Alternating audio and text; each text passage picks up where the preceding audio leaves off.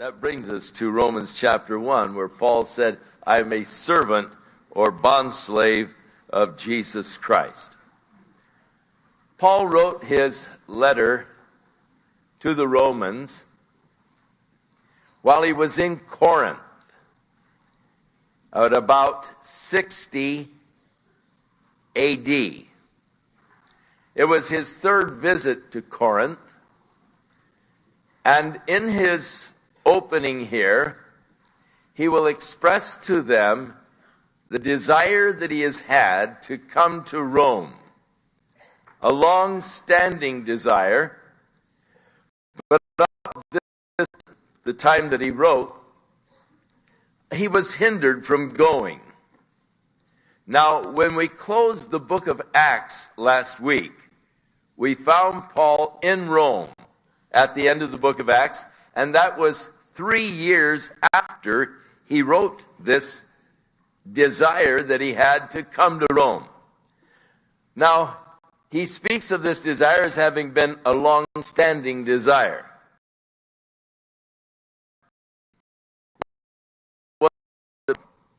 Jesus said, as you've borne witness of me in Jerusalem, so must you bear witness of me in Rome.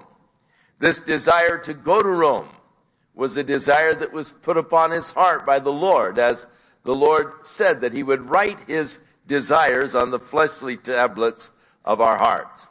And so God had put upon Paul's heart that desire to go to Rome. But it was several years before the desire was a fulfillment.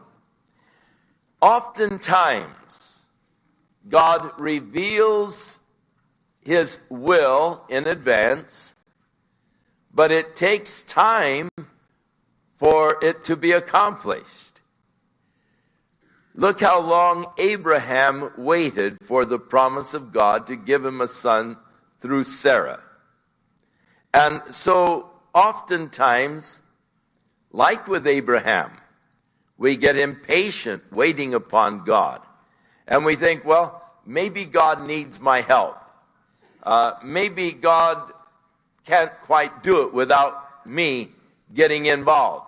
And as a general rule, we are able to pretty well mess things up when we get involved, and then it takes a little longer because God has to unscramble our mess before he can go ahead with his program. So Paul is writing, and so you were 3 years ahead in the last week. Now we're going back 3 years earlier as Paul is writing to the Romans, expressing his desire to come. He calls himself a servant of Jesus Christ.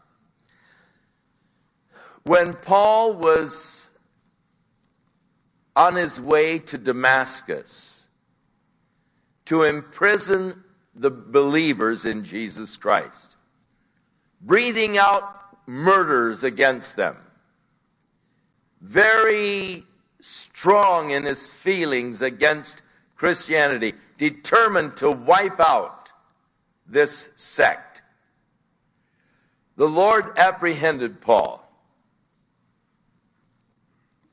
And as he was lying there on the ground, the Lord spoke to him and said, Saul, Saul, why persecutest thou me? His response was, Who art thou, Lord, that I might serve thee? And it was at that point that Paul became a servant of Jesus Christ. Now he's writing to the Roman church many years later. About 27 or so years later. And he calls himself a slave or a bondslave of Jesus Christ, called to be an apostle.